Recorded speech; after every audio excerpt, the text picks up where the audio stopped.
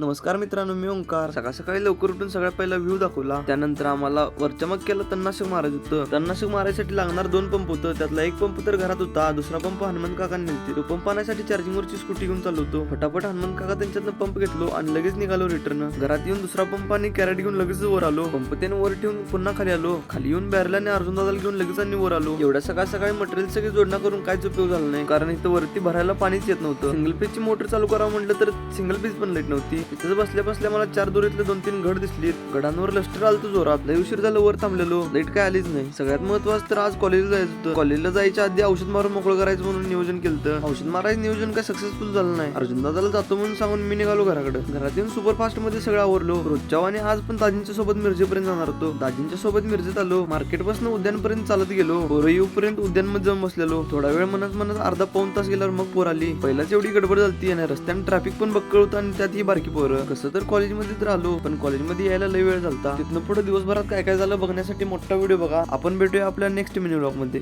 Bye.